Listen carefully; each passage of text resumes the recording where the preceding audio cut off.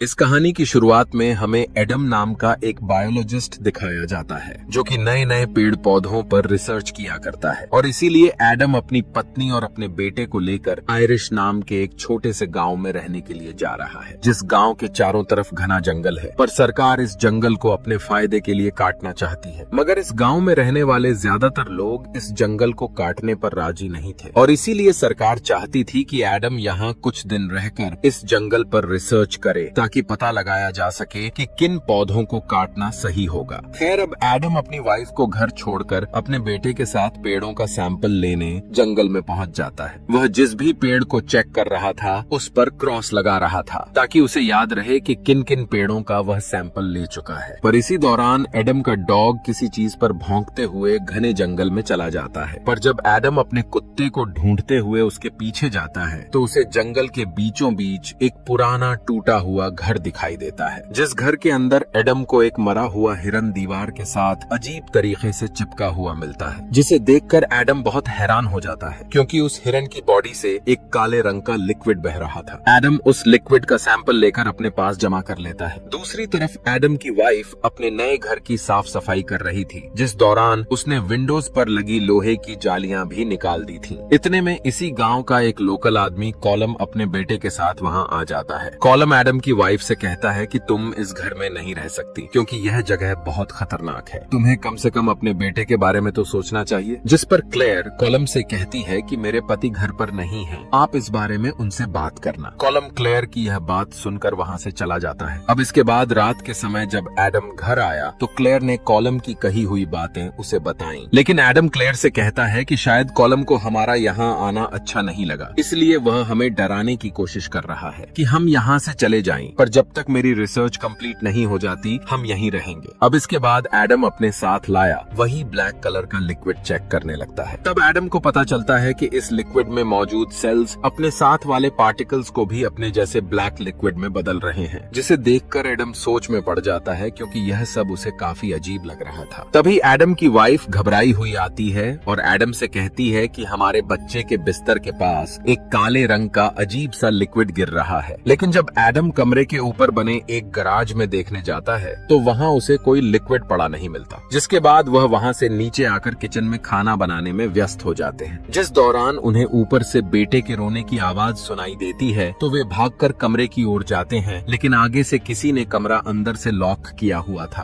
पर एडम जोर से दरवाजा खोलकर जब अंदर दाखिल होता है तो उनका बेटा रो रहा था और विंडो का शीशा भी टूटा हुआ था, जिसे देखकर एडम को सीधा सीधा गाँव के लोगों पर ही शक हो जाता है। इसीलिए वह जल्दी से पुलिस को अपने घर बुला लेता है और बताता है कि कॉलम नाम का एक आदमी हमें इस गांव से निकालना चाहता है। लेकिन वह पुलिस वाला एडम को बताता है कि ऐसा कुछ भी नहीं है। दरअसल आज से कुछ साल पहले कॉलम की बेटी इसी जंगल में लापता हो गई थी और काफी ढूंढने के बाद भी वह नहीं मिली। जिसके साथ साथ पुलिस वाला यह भी बताता है कि इस जंगल के बारे में लोगों का यह भी कहना है कि इस जंगल में हॉलो नाम का एक क्रीचर रहता है जो इतना खतरनाक है कि वह लोगों को देखते ही उन पर हमला कर देता है और छोटे बच्चों को अपने साथ उठाकर ले जाता है। हॉलो क्रिएचर दिन की रोशनी में कभी बाहर नहीं आता और अक्सर रात को ही हमला करता है। इसीलिए कॉलम तुम्हें यहाँ पर रहने के लिए मना कर रहा था क्योंकि वह नहीं चाहता था कि तुम्हारे बेटे को कोई भी नुकसान पहुँचे। और रही बात विंडो टूटने की, तो तुम्हें सभी खिड़कियां और दरवाजे हमेशा बंद ही रखने चाहिए। पर क्लेयर ने विंडोज के आगे लगी सभी लोहे की जालियां खुद ही हटा दी थी क्योंकि उसे वे दिखने में काफी बुरी लग रही थी। पर पुलिस वाले के जाने के बाद एडम टूटी हुई खिड़की की पिक्चर्स लेने लग जाता है क्योंकि उसे अभी भी लग रहा था कि यह कॉलम का ही काम है। लेकिन तभी उसे एहसास होता है कि उसके पीछे कोई है और इसी बीच उसे जंगल से कुछ डरावनी आवाजें सुनाई देने लगती हैं। एडम जैसे ही पीछे मुड़कर देखता है वहाँ कोई भी नहीं था, पर एडम चेक करने के लिए वहाँ की भी एक फोटो लेने लग जाता है और तभी कैमरा का फ्लैश ऑन होते ही हमें एक अजीब सा क्रिएचर दिखाई देता है जो एक हॉलो क्रिएचर ही था। पर अगले ही पल वह क्रिएचर स्टोर रूम की तरफ भाग जाता है तो एडम का डॉग भी स्टोर रूम की तरफ भौंकना शुरू कर देता है, जिससे एडम को पक्का यकीन हो जाता है कि जरूर वहाँ कोई है। इसीलिए एडम देखने के लिए स्टोर रूम की तरफ जाने लग जाता है, पर उसे वहाँ कोई भी चीज दिखाई नहीं देती।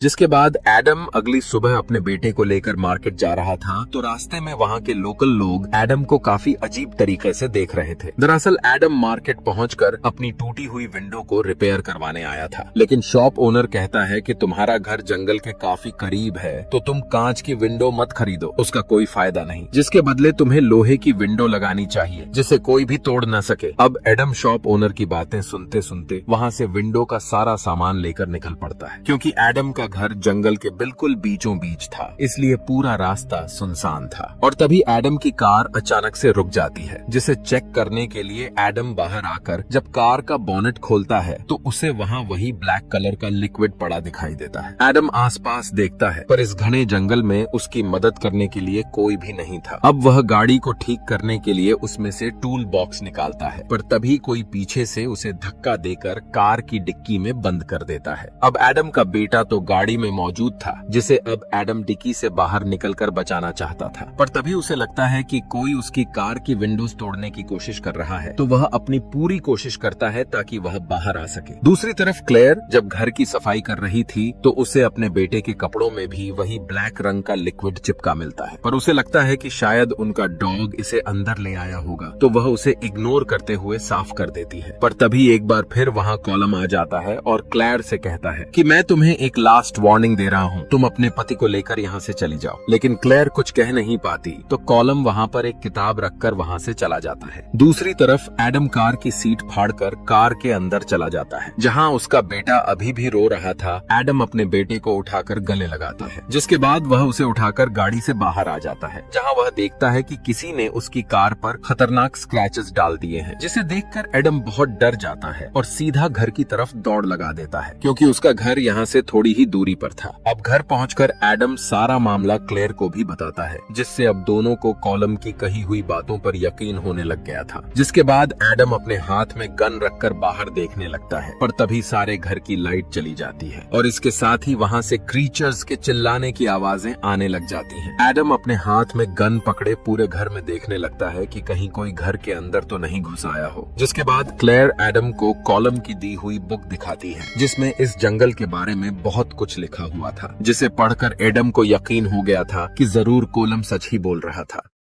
जब ये लोग गाड़ी के पास पहुंचने ही वाले थे तभी उनका डॉग अचानक रुक गया। वो गाड़ी की तरफ घूरता हुआ जोर जोर से भौंकने लगा। असल में उसे एक साया नजर आ रहा था, जिस वजह से अब डॉग ने उस साये का पीछा करना शुरू कर दिया। अब कुछ देर तक तो सिर्फ उसके भौंकने की आवाज सुनाई दी, लेकिन फिर एक तेज चीख गूंज उठी। तभी एडम समझ गया कि उसका डॉग अब जिंदा नहीं रहा। इसके बाद एडम की वाइफ गाड़ी में बैठ गई और अब एडम ने बोनेट खोला तो देखा गाड़ी के ऊपर वही काला चिपचिपा सा लिक्विड और ज्यादा फैल चुका था। जिसके बाद वो उसे साफ करने लगा, लेकिन उसी वक्त उसकी वाइफ ने पीछे मुड़कर देखा कि अंधेरे में कई साए खड़े थे। ये देखकर वो बहुत ज्यादा डर जाती है। वो जल्दी से गाड़ी स्टार्ट करती है, लेकिन जैसे ही हेडलाइट्स ऑन होती हैं, सामने कई अजीब डरावने क्रीचर्स नजर आते हैं। ये देखकर वो ऊंची ऊंची चिल्लाने लगती है। एडम तुरंत गाड़ी में बैठा और बच्चे के साथ वहाँ से निकलने की कोशिश की, मगर रास्ते में अचानक एक छोटी लड़की उनके सामने आ गई। ये देखकर वाइफ घबरा गई, जिस वजह से उसने स्टीयरिंग मोड़ दी और गाड़ी सीधा एक गड्ढे में जा घुसी। अब गाड़ी को वहाँ से निकालना मुश्किल था, इसलिए एडम और उसकी वाइफ अपने बेटे को लेकर वहाँ से भागकर वापस घर पहुँचे। वहाँ जाकर उन्हें समझ आया कि कॉलम सही कह रहा था। जंगल में बहुत खतरनाक क्रीचर्स रहते हैं जिन्हें हॉलो कहा जाता है। वो सिर्फ अंधेरे में निकलते हैं, उजाले में कभी नहीं आते। इसके बाद एडम ने दरवाजे के छोटे से होल से बाहर देखने की कोशिश की। तभी एक क्रीचर ने सीधा उसकी आंख पर वार कर दिया, जिससे उसकी आंख जख्मी हो जाती है। वो बहुत ज्यादा दर्द में था, लेकिन फिर भी अपनी फैमिली को बचाने के लिए एडम ने वाइफ और बेटे को अटैक में छुपा दिया। उसे मालूम था कि अगर हम किसी भी तरह सुबह तक जिंदा रहे तो बच सकते हैं, क्योंकि वो क्रीचर्स उजाले से भाग जाते हैं। इसलिए एडम ने जनरेटर चालू करने का फैसला किया। अब वो जनरेटर के पास गया, पर तभी एक क्रीचर का हाथ खिड़की से अंदर घुसा और वो उसकी वाइफ पर हमला करने ही वाला था कि एडम ने तुरंत स्विच ऑन कर दिया और सारे घर में बिजली चमक उठी, जिसकी वजह से सारे क्रीचर्स वहाँ से चले गए। लेकिन बुरी खबर ये थी कि एडम खुद इन्फेक्टेड हो गया था और उसका शरीर धीरे धीरे एक हॉलो में बदलने लगा। लेकिन फिर भी वो अपनी वाइफ और बेटे के पास वापस आया। उसने अपने बेटे को अलमारी में छुपा दिया और फिर अपनी वाइफ के साथ मिलकर वो खिड़कियों पर लगी आयरन रॉड्स दोबारा सेट करता है, ताकि कोई क्रीचर अंदर ना आ सके। लेकिन एक क्रीचर तो पहले से ही अंदर आ चुका था, जिसने एडम के बेटे को उठाया और सीधा ऊपर अटैक में ले गया।